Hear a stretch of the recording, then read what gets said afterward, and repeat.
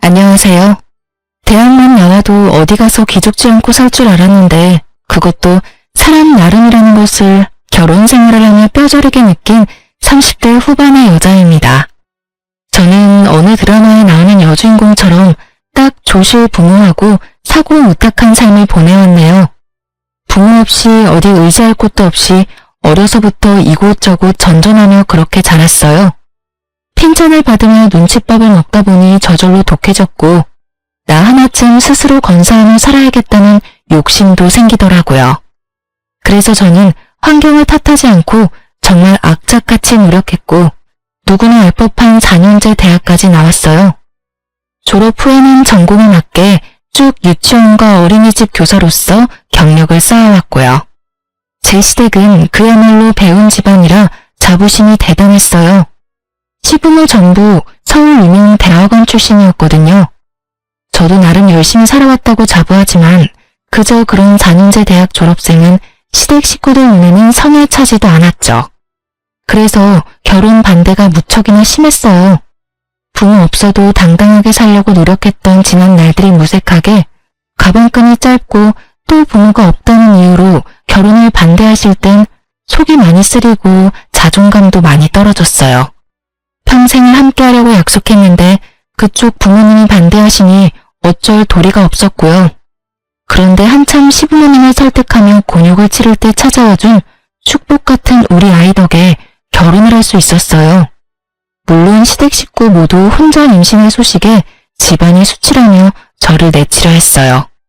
하지만 남편은 호적에서 파이는 일이 있어도 절대 헤어질 수 없다고 고집을 부렸고 그 덕에 저희는 가정을 꾸릴 수 있었어요.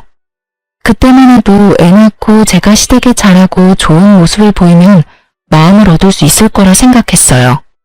그러나 제가 시댁에서 예쁨을 받는 일은 전혀 없었습니다. 아니, 저라는 사람 자체를 인정해주지 않았다고 말하는 게 맞는 것 같네요. 차라리 저를 꼴도 보기 싫다고 시댁 근처에는 얼씬도 못하게 해줬으면 더 좋았을 텐데 시댁 식구들은 저를 뻔질나게도 찾아댔어요. 왜냐면 거의 식모살이 수준으로 저를 부려먹기 바빴거든요. 그뿐인 줄 아세요? 공부하는 남편의 발목을 제가 잡았다며 심호의 원망을 매번 들어야 했어요. 그래서 저는 그 원망이라도 피해보자는 마음으로 남편을 공부시켰어요. 그이가 석 박사 학위를 취득하기 위해 일까지 줄이고 전념하는 동안 저는 가정을 지키기 위해 투잡까지 뛰어가며 뒷바라지를 했어요. 그렇게 지내기를 수년 만에야 시부모님이 말하는 시댁의 명성에 남편도 구색을 맞출 수 있었어요. 하지만 그 후에도 제 노력을 인정받기는커녕 남편의 위상만 높아졌네요. 남편이 결혼 후에도 공부를 놓지 않은 인재라면서요. 그러니 저를 향한 시선은 여전히 곱지 못했고 시모는 그런 저에게 늘 이렇게 말하곤 하셨죠. 넌 정말 결혼 전이나 후나 어쩜 이리 한결같이 볼품이 없니? 너랑 한 공간에 있으면 내 눈을 버리는 기분이라니까. 넌 우리 집안 식구로 지내는 걸 감사히 여겨야 해. 알겠니? 배움도 적고 교양이라고 눈 씻고 찾을래도 못 찾는 널 사람이라 여기고 지내주니 말이야. 어머님, 저를 마음에 안 들어 하시는 거 잘 알아요. 그래도 제가 병균 같은 건 아니잖아요.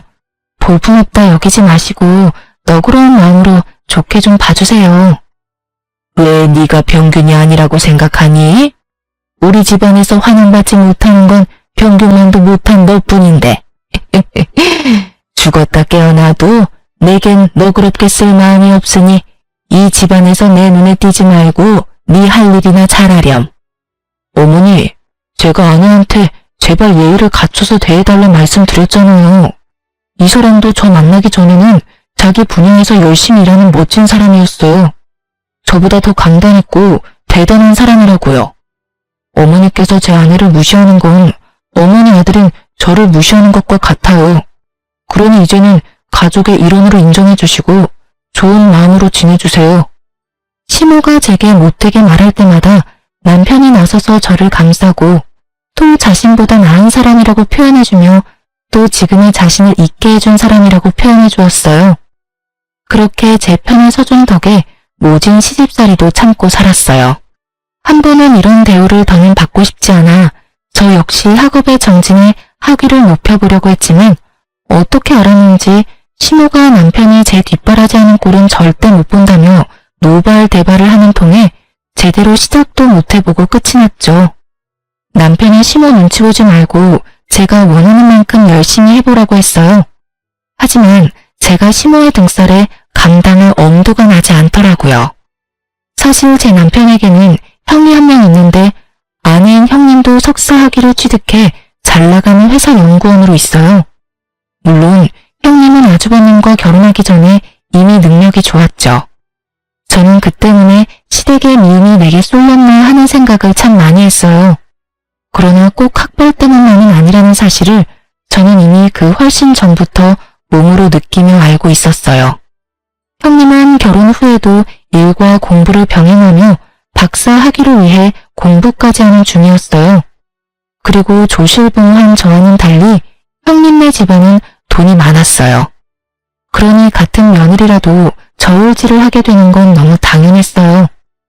시모가 형님을 참 예뻐했는데 그 수준이 어느 정도냐 하면 남들이 보기에도 형님이 시모의 친딸이라고 믿을 정도였어요. 시댁에 오면 정말 손 하나 까딱 안 했고 물 한 잔을 마시더라도 저더러 꼭 가져오라고 시켰어요. 그리고 그걸 제지하는 사람은 아무도 없었고요. 형님은 늦은하게 아이를 출산했는데 상전도 그런 상전이 없었어요. 조리원에서만 꼬박 한 달을 쉬고 왔음에도 몸조리를 핑계로 저더러 틈만 나면 다리를 주무르라며 시켰어요. 그런데 노산이라 그런지 아이가 몸이 약해서 자주 아팠어요. 큰 병이 있거나 한 건 아니지만 잔병치레도 많고 유행하는 질병은 피해가는 법이 없이 죄다 걸리곤 했어요. 그래서 맞벌이 부부로 지내던 형님은 믿고 맡길 사람이 필요하다며 제가 근무하고 있는 어린이집에 애를 입학시켰어요. 그러면서도 제가 가족이라는 사실이 창피하다며 그렇게도 꽁꽁 숨겨뒀어요. 그리고 뒤로는 제게 아이를 잘 케어하라고 당부까지 하더라니까요. 어느 정도 가고는 했지만 형님의 육아 방해는 점차 심해졌어요. 자기가 바쁘다는 핑계로 아이를 우리 집에서 재우는 날까지 생기기 시작했거든요. 초반에는 이해하려고 노력했어요. 형님이 바쁘게 일하는 것은 인정할 수밖에 없는 사실이잖아요. 하지만 한 달에 한두 번 정도였던 게 2주에 서너 번씩 늘면서 제 일상에까지 피해를 끼치게 됐어요. 저는 큰맘 먹고 형님에게 딱 잘라 말했어요. 형님, 일 때문에 바쁘신 건 이해하는데요. 이렇게 자주 제게 맡기시면 저도 제 일정에 차질이 생기기도 하거든요. 피치 못할 사정이 아니라면 저희 집에서 재우는 건 좀 자제해 주셨으면 해요. 동서도 참, 가족 좋다는 게 뭐니? 힘들 때 도우면서 지내는 거 아니야? 동서 말대로 내가 좀 바빠야지 말이야. 어젠 정말 어쩔 수가 없었다니까. 그쵸, 가족이니 도우면서 지내는 건 당연해요. 하지만 제 일상까지 꼬이니까 힘든 날들이 생기네요. 동서 덕 좀 보나 했더니 큰 의미도 없네. 알겠어. 내가 조금 더 신경 쓸게. 형님이 순순히 알겠다고 해 한시름 누웠는데 다음날 시모가 제게 퇴근하면 시댁으로 오라며 전화를 해온 거예요. 그런데 기가 막힌 광경이 펼쳐져 있더라고요. 분명 저와 대화할 땐 좋게 넘어갔던 일을 제게 서운함까지 느꼈다며 문제 삼으며 온 식구들 앞에서 눈물을 뚝뚝 흘려대는 겁니다. 퇴근이 많이 늦어지는 바람에 동선에서 아이가 이미 잠든 후라 몇 번 그대로 재운 적이 있었어요. 그런데 동서가 어제 제게 자기 일상까지 침해하는 짓이라며 면박을 주는데 형님, 그게 다 무슨 말씀이세요? 제가 언제 면박을 줬다고 그러시는 거예요? 동서, 내가 미안해. 내가 나 바쁜 것만 생각하고 동서 힘들 걸 헤아리지 못했어. 나는 윗사람 자격도 없어. 위에 맡기는 거 불쾌하다고 했으니 더는 맡기지 않을게. 그럼 동서 기분이 좀 괜찮겠어? 아가, 네가 뭐가 미안하니? 열심히 살아보려는 게 뭐가 잘못이라고. 예, 너는 어떻게 된 애가 이해심이라고 눈꽃만큼도 없니? 첫째가 바쁜 거 우리 식구 중에 모르는 사람 있니? 조카 좀 봐주고 너희 잘 때 같이 잠 좀 자는 게 무슨 큰일이라고. 불쾌하다는 말까지 하면서 첫째한테 상처를 줘? 어머님, 왜세요? 형님 불쾌하다고 했다니요. 도대체 갑자기 왜 이러시는 거예요? 저도 맞벌이다 보니 일정에 꼬여서 난감한 일이 생기기 시작했다고. 그러니 피치 못할 사정인 날은 괜찮지만 그렇지 않을 땐 좀 자제해달라고 정중히 부탁드렸을 뿐이잖아요. 그게 애 맡기지 말라는 말과 뭐가 다르니? 그리고 네가 같은 뜻이라도 지금처럼 좋게 이야기했다면 첫째가 이렇게까지 서운함에 눈물을 흘리겠어? 넌 생각이라는 게 있긴 한 거니? 어떻게 한치 앞을 못 보고 사람 마음 하나 헤아리질 못해? 첫째가 바빠서 내게 애 좀 부탁한다고 네가 함부로 대해도 되는 줄 알아? 귀한 집 자식 가슴에 대목 박는 짓을 천하디천한 니까 짓게 한다는 게 가당키나 하냔 말이야. 어머님, 동서를 너무 나무라지 마세요. 저와 제 아이 때문에 얼마나 불편했으면 제게 그렇게까지 말했겠어요. 저는 동서 마음 충분히 이해해요.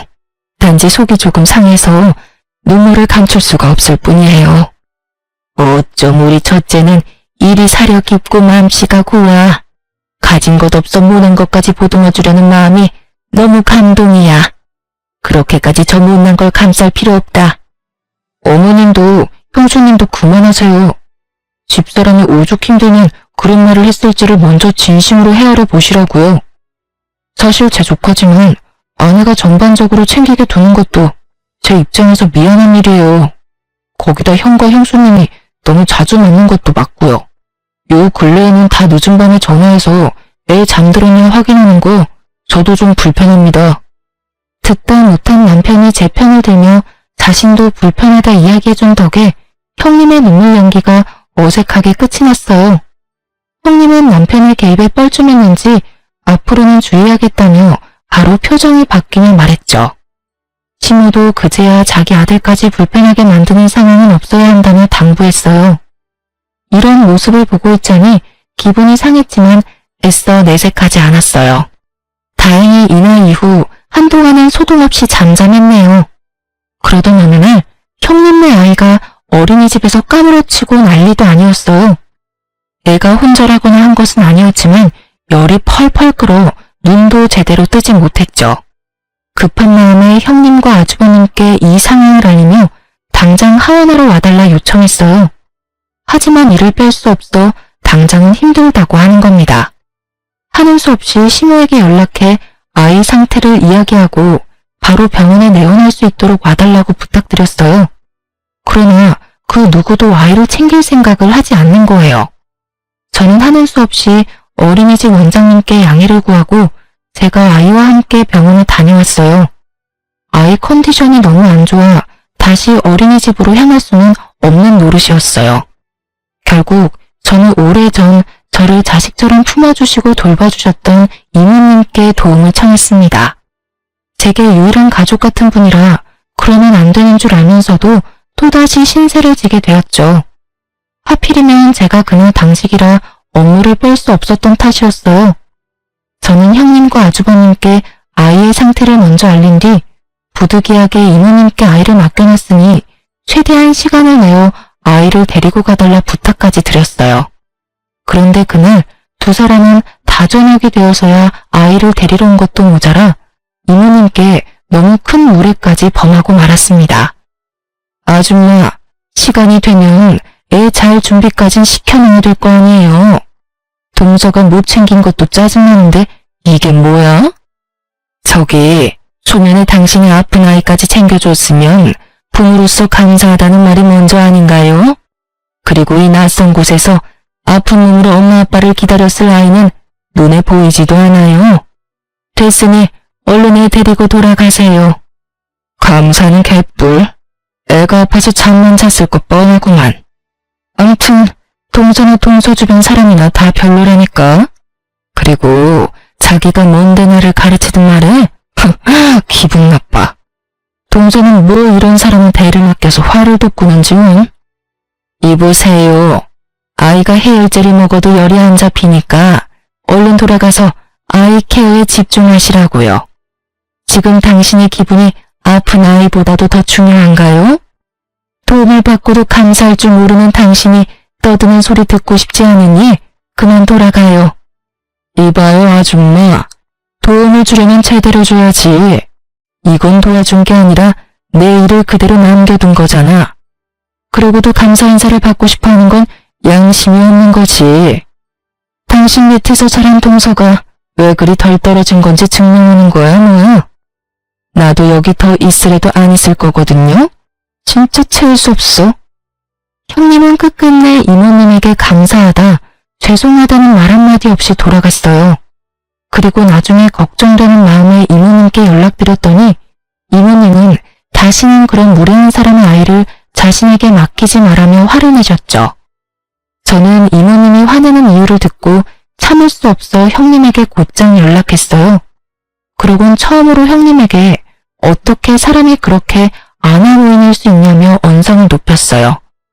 그런데 형님은 자신의 잘못을 뉘우치기는커녕 다음 날이 되자마자 또다시 시댁에 가서는 제가 자신에게 언성을 높였다며 고자질을 했죠. 시모는 형님의 말만 듣고는 우리 집까지 쫓아와 제게 갖은 욕을 퍼부었어요. 하지만 저는 제 소중한 사람까지 저와 같은 일을 겪게 했다는 것에 크게 분노한 상태였던지라 시모에게까지 큰 소리를 치고 말았죠. 시모는 그런 저의 뺨을 내리치며 막말을 퍼부었어요. 너 지금 나한테 소리친 거야? 감히 네가? 이 맞아 죽어도 시원찮을 거사. 네가 이제 하다하다 나까지 기어오르려고 들어? 내가 그런 꼴을 보고도 가만히 있을 줄 알아? 너 오늘 내 손으로 교육 좀 받자, 응? 제발 무식하게 구는 것 좀 그만하세요. 그렇게 학벌 따지시는 분이 왜 저는 상대하면 그렇게 무식해지는 건데요? 돈 많은 집안 자식이 형님이라 그 사람의 잘못까지 무마되는 건가요? 이러실 거면 어제 어머님께서라도 손주 데리러 오시지 그러셨어요. 그래, 이제 네가 고래고래 소리치면서 네 본성을 보이겠다 이거지? 너 머리는 장식이냐? 네 조카가 아프면 네가 월차를 내서라도 챙겼어야지. 네가 제정신이 아니라 남한테 애를 맡겨놓고 도대체 누구 탓을 하는 거야? 사리분별록도 없는 네가 대학을 졸업해? 가당치도 않지. 어디 가서 학명 위조한 건 아닌지 조사라도 해야 할 판이네 아주. 제가 왜 제 아이가 아픈 것도 아닌데 월차까지 내며 조카를 돌봐야 해요? 형님과 아주버님도 자기 일이 바쁘다는 핑계로 신경도 안 쓰는데 제가 왜 일에 피해까지 받으면서 그런 미련한 짓을 해야 하는 거냐고요? 사리 분별도 못하는 사람은 제가 아니라 형님과 아주버님이고 어머님이죠. 그날 난생 처음으로 억울함에 세상 떠나가라 울어봤네요. 그런데 시모가 우리 집을 나선 지 2시간 만에 제가 시댁으로 향할 수밖에 없는 일이 터졌습니다. 한참을 북받친 감정을 울음으로 쏟아낸 뒤 핸드폰을 보는데 최근에 바뀐 형님의 프로필 사진이 눈에 띄더라고요. 멋진 여행지에서 찍은 사진이었고 찝찝한 마음에도 알아봤는데 확인하는 순간 주체할 수 없을 정도의 강한 분노가 치밀었어요. 사진 속 그날은 바로 아픈 조카를 이모님이 돌봐주었던 날이자 형님과 아주버님이 둘이서 당일치기로 여행을 다녀온 날이었던 거예요. 저는 그걸 알고 시댁을 뒤엎을 요량으로 찾아가 온몸의 분노를 표출했죠.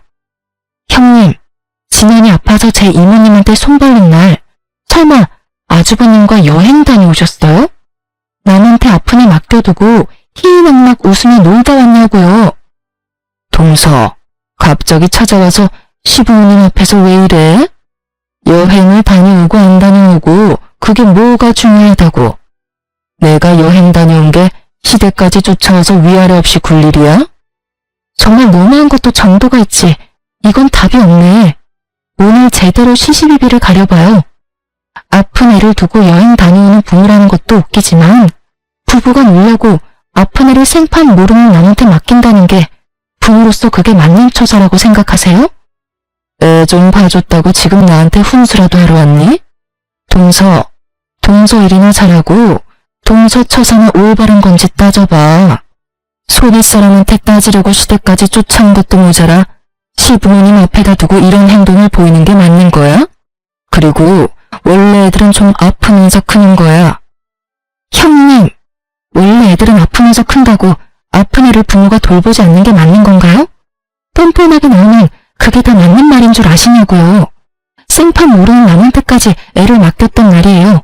그런데도 뭐 하나 느끼는 바가 없으세요? 뭐야? 동서가 부족해서 뭘 모르나 본데 우리 같은 인재들이 시간 빼는 게 어디 쉬운 줄 알아? 막말로 내가 동서 있는 어린이집 보내는 이유가 다 뭔데? 그런 일 있을 때 애 잘 챙기라고 보내는 거잖아. 내 돈을 월급으로 받는 주제에 어디서 큰 소리야? 이모님인가 뭔가한테 맡겼던 것도 네가 다른 선생한테 당직 날짜 바꿔달라고 부탁했으면 됐을 일인데 네가 크게 만든 거잖아.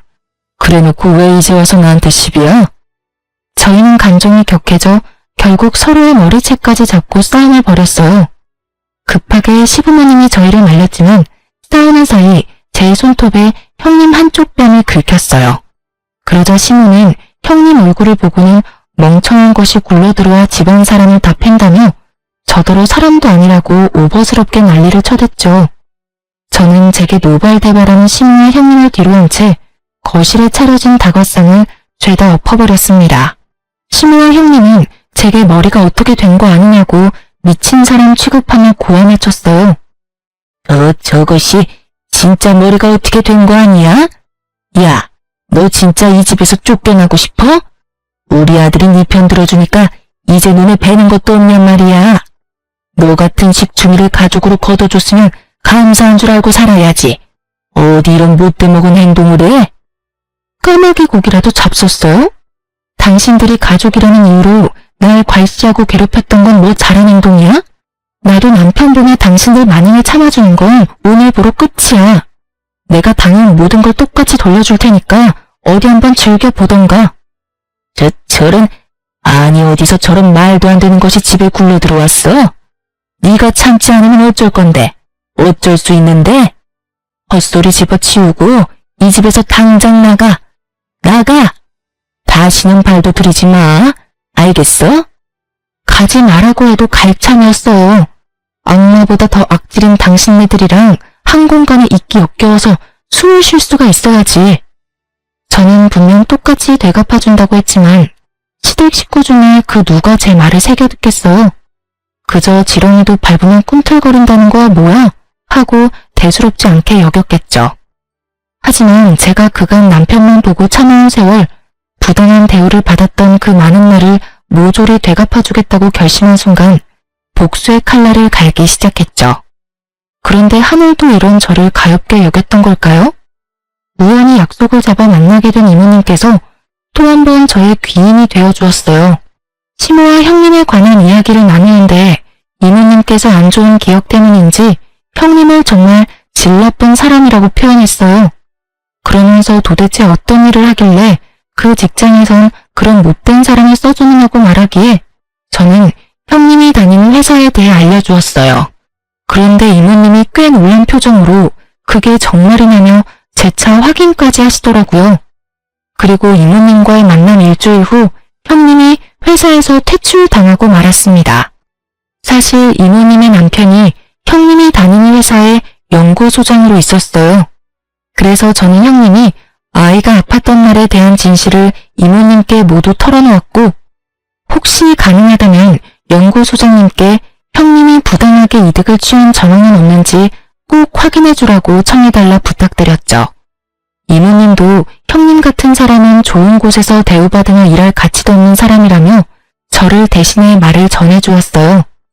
실로 연구소장님은 형님의 평판과 업무 능력 등을 조사해 나섰고 형님이 그간 해왔던 만행이 낱낱이 밝혀지고 말았던 거죠.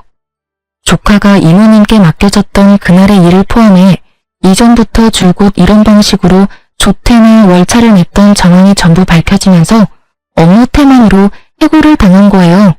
하지만 형님은 그때까지만 해도 자신이 잘렸다는 사실을 인정할 수 없다며 자기 같은 인재를 버린 것을 후회하게 만들 거라고 다른 연구원 이곳저곳을 알아보며 뛰어다녔어요. 하지만 이미 연구소장님이 자신의 인맥까지 동원해 손을 써놓은 후였고 졸지에 형님은 나이 가득 찬 취업준비생으로 전락하고 말았어요.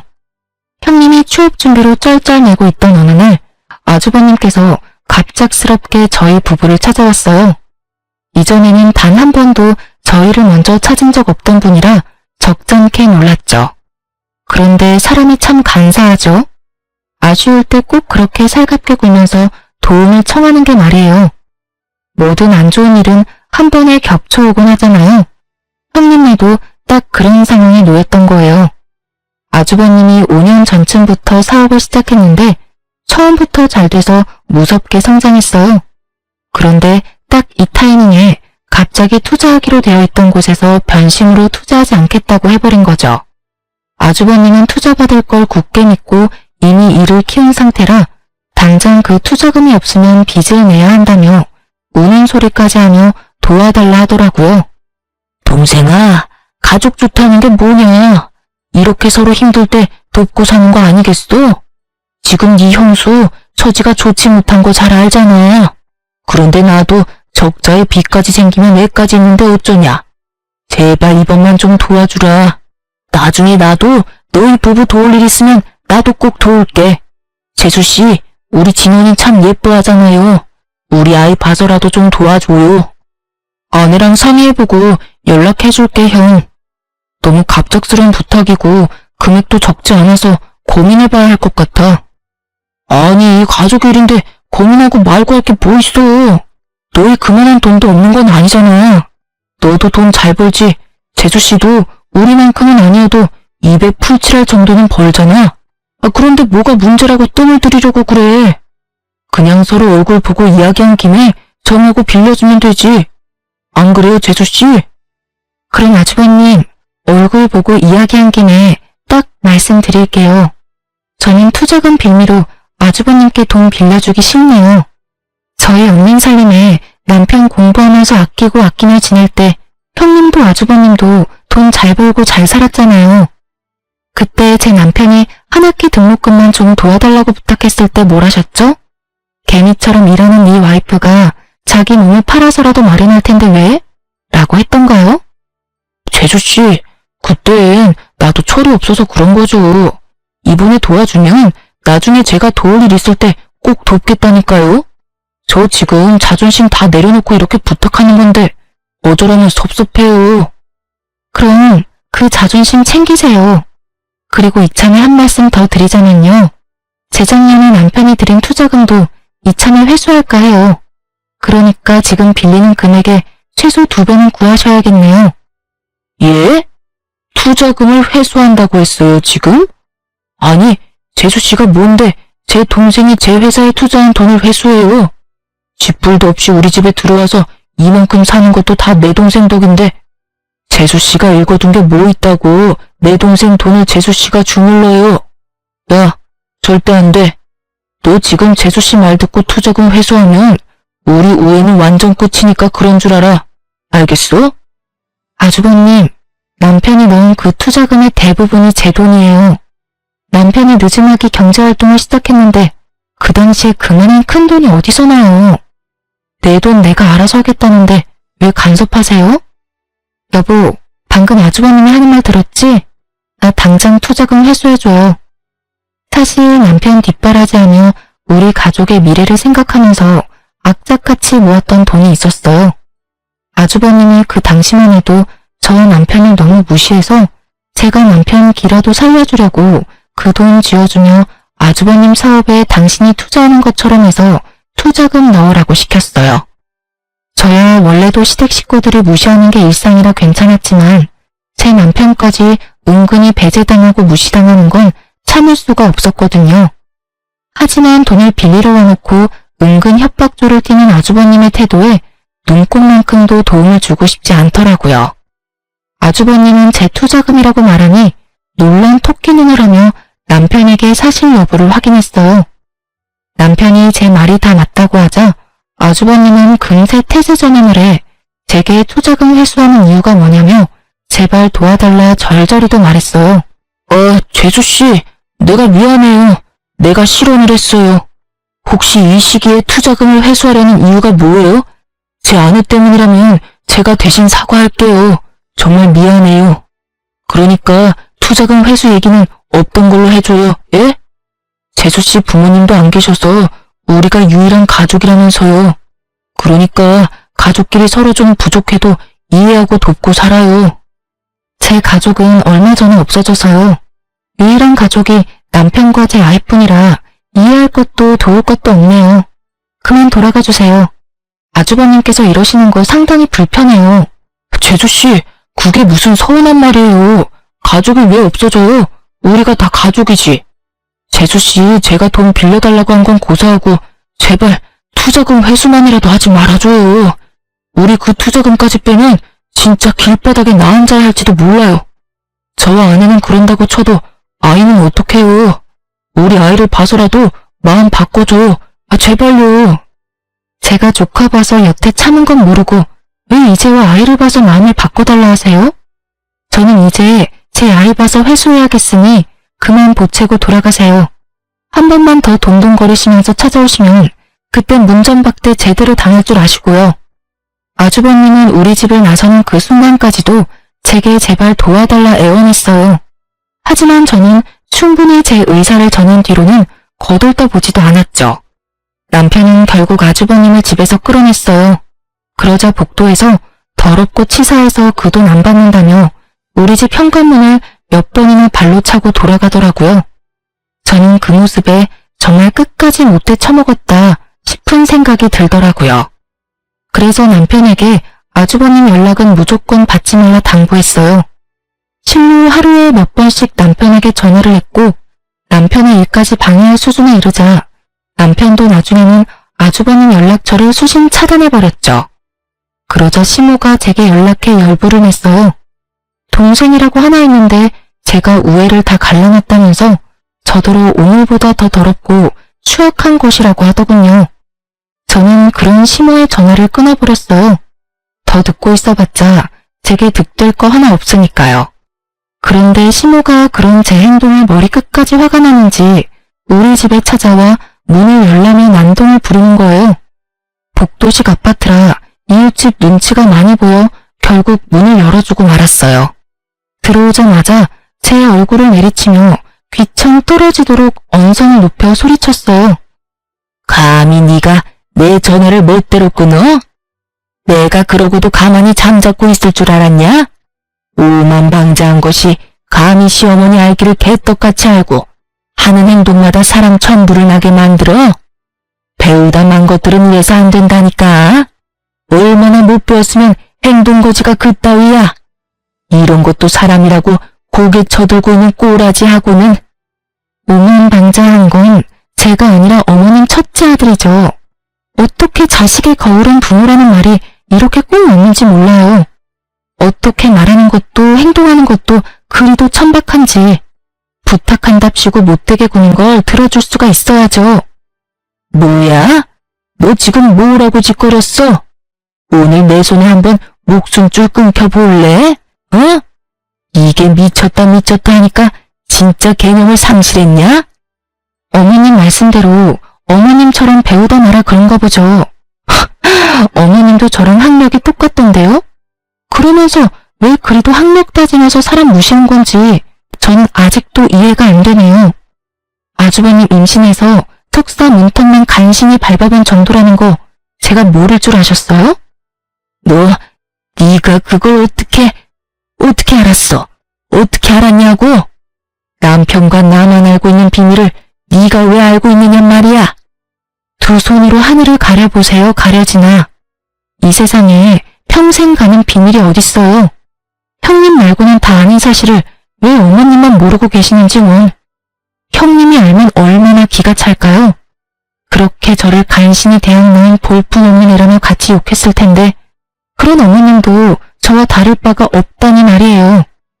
시모는 내가 자신의 학력을 알고 있다는 사실을 알자 울그락불그락 해준 얼굴이 돼서는 갑자기 제 손을 덥석 잡는 거예요. 그러더니 형님에게만은 밝히지 말아달라고 애원하기 시작했어요. 집안에서 자신의 위치가 얼마나 뭉개지겠냐며 제발 그런 일이 없도록 비밀로 간직해달라는데 그 모습이 얼마나 절절한지. 그렇게 시모의 약점을 잡은 덕에 더 이상 절 무시하고 하대하는 사람은 없었어요. 하지만 웃기게도 제가 시모의 비밀을 알고 나니 주부로 지내고 있는 형님의 위치가 예전에 저만큼이나 떨어지더군요. 시모가 제 눈치를 보느라 형님을 예뻐하지 않은 것도 있지만 좋은 학력으로 어느 곳 하나 취직 못하고 있다며 닥달했어요. 형님은 자신을 대하는 태도가 바뀐 시모에게 대들기 시작했고 엄마와 친딸만큼이나 좋았던 관계는 더는 없었어요.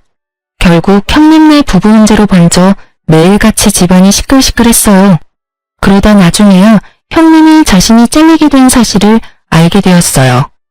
더불어 이모님이 연구소장님의 아내라는 사실까지도요. 형님은 그제야 제게 제발 한 번만 이모님 부부를 만나게 해달라며 매달렸어요. 취직을 할 수 없으니 시댁에서 무시당하는 거 아니냐며 한 번만 도와달라 싹싹 빌더라고요. 동서, 내가 긴 세월 모질게 군 거 마음에 담지 마. 다시는 그런 짓 하지 않을게. 하늘이 맹세해. 그러니 제발 동서를 돌봐주셨다던 그 이모님 좀 한 번만 만나게 해줘. 부탁이야. 정말 이번 딱 한 번만 힘 좀 써주라. 형님, 다 형님이 자처한 거잖아요. 그냥 감내하고 사세요. 사지 멀쩡하니 그 일 아니고도 할 수 있는 일은 세상에 많아요. 자기 일 아니라고 그렇게 쉽게 말하지 말고 제발 한 번만 도와줘. 우리 진영이 생각해서라도 엄마가 제대로 자리 잡고 있어야 하잖아. 내가 이모님께 사과드릴 수 있도록 동서가 자리 좀 마련해줘. 응? 같이 애 키우는 입장이니 이것저것 재고 따지지 말고 닥치는 대로 일하며 애 키우고 사세요. 다른 사람들도 다 그러고 애 키우며 살아요. 저는 자기의 위신을 위해 이제야 이모님께 사과한다는 형님을 깡그리 무시한 채 일절 이모님과 연결해주지 않았어요.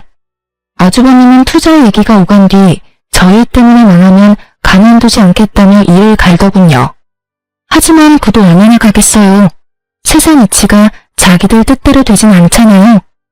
아주버님은 또다시 우리를 찾아와 죽는 소리를 해대며 저희가 도와주지 않으면 이제 더 방도도 없다면서 자기가 망하는 건 다 우리 탓이라고 고성방가를 해댔어요. 재수씨, 진짜 사람 그렇게 안 봤는데 치사하고 더럽고 꼭 그렇게까지 해야만 했어요? 사람 목줄을 쥐고 흔드셔야 마음이 풀리냐고요. 예? 아우, 사람이 부탁을 했으면 들어주는 신용이라도 해야지. 많이 취하셨네요. 그냥 돌아가세요. 저흰 더 할 말 없네요. 형, 진짜 대체 왜 이래? 그만 돌아가. 밤이 늦었어. 아우, 시끄러워. 네가 제일 나빠. 알겠냐? 넌 형 망하는데 눈도 깜짝 안 하고 멀쩡한 투자금을 왜 회수하냐 이 말이야. 우리 집안 꼴이 우스워진 건 다 네가 결혼을 잘못했기 때문이야. 다 저 멍청한 재수씨 때문이라고. 아이, 짜증나. 재수없어. 남편이 아주버님을 말려도 소용없었고 형님까지 불러 아주버님을 데려가라 했지만 그것도 소용없었어요. 결국 아주버님이 남편 멱살을 잡기 시작했고 서로 몸싸움이 시작되었죠. 경찰이 출동한 후에야 말릴 수 있었어요. 그 과정에서 우리 아이는 겁에 질려 자기 방 들어가서 머리를 감싸준 채 벌벌 떨고 있었어요. 그 모습에 억장이 무너지더라고요. 그래서 처음엔 아주버님네 부부와 합의는 하지 않으려 했어요. 하지만 조카가 눈을 밟혀 합의를 보긴 봤네요. 그러나 이 사건으로 남편은 그간 제가 자기 식구들에게 당했을 서름을 뼈저리게 이해하게 된 계기가 되었어요. 그래서 그날 이후 남편과 저는 시댁 식구와 연 끊고 연락까지 다 차단하며 남편이나 저나 둘 다 서로만 의지하며 살기로 굳게 마음먹었답니다. 나중에 시모가 남편에게 어떻게 부모와 자식 간의 관계를 끊을 수 있냐며 절대 안 된다고 남편을 설득하려 안간힘을 썼어요. 하지만 남편은 끝내 시모의 설득을 거부했고 나중에는 시모가 제 옷깃까지 부여잡으며 제발 이런 악연으로 남지 않도록 제가 나서달라더군요. 예, 어떻게 부모를 멀리하고 지낼 수 있어? 제발 네가 내 아들 좀 어떻게 해주렴. 내가 다시는 내게 못나게 굴지 않겠다 약속도 했지 않니? 그런데 갑자기 왜 내 아들이 그런 마음을 먹은 거야? 나는 내 자식 못 보고는 못 산다. 이런 불효가 어디 있니? 어머님께서 저에게 저질렀던 멸시와 악행이 낳은 결과니까 직접 이 문제를 해결해 보세요. 그러면 남편도 마음을 달리 먹을 줄 혹시 아나요? 죄송하지만 저는 원래도 부모가 없던 놈이라 아쉬울 게 하나 없네요. 아니, 제가 앞으로 어머님과 아주버님 매회를 마주하지 않아도 된다고 생각하니 이제야 숨이 쉬어져요. 그러니 이제 그만하세요. 나는 시모의 마지막 애원도 딱 잘라냈어요. 그제야 시모는 눈물바람을 하며 지난날의 자신의 원인에 후회라는 걸 하게 되었네요. 후에도 제가 근무하는 곳에 찾아왔지만 저는 절대 시모를 만나주지 않았어요. 나중에 남편이 시모가 제 직장까지 찾아온 것을 알고는 직장까지 옮기라고 권유했고 마침 좋은 자리가 나 저는 이직을 하게 되었네요. 모든 풍파가 지나간 뒤 이제야 좀 살맛이 난달까요? 형님이 남편과 한번 연락이 닿은 적이 있는데 그때 들은 소식으로는 아주버님도 형님도 먹고 살기 위해 학위와 관계없는 일을 시작했다고 하더라고요. 그리고 시모는 하나 남은 자식마저 자신이 등질까봐 전전긍긍하며 조카의 양육을 도맡아 하고 있다고 해요. 뭐라도 도움이 되면 자신의 곁에 남아있을까 하는 마음으로요. 나중에 그렇게 없는 듯 계시던 시부가 시모의 양육을 보고는 남편에게 조카만이라도 돌봐줄 수 없겠냐고 부탁하셨죠. 시모의 스트레스를 오롯이 조카가 받고 있다며 가여워 죽겠다고요. 하지만 남편은 그것 또한 그들이 만든 상황이니 절대 우리 부부는 개입하지 않겠다고 선을 그었어요. 그 후로 시부도 더는 저희에게 연락해 그런 부탁은 하지 않았죠. 시모와 아주버님네를 보니 학벌은 삶에 있어 중요하지만 결코 인생의 전부가 될 수 없다는 것을 다시금 깨닫게 되었어요. 지금 저희 부부는 아이와 단란하게 지내며 소소한 행복 속에서 지내고 있답니다. 그리고 저는 새로운 어린이집에서 새롭게 자리 잡아 제 일상이 좀 더 윤택하게 변화했어요. 이전에는 더 나은 곳으로 옮기며 급여나 환경 모두 훨씬 좋아졌거든요. 이전의 일상에서는 상상해보지도 못한 그런 여유로움을 이제는 매일 누리며 지낸다는 것만으로도 행복해요.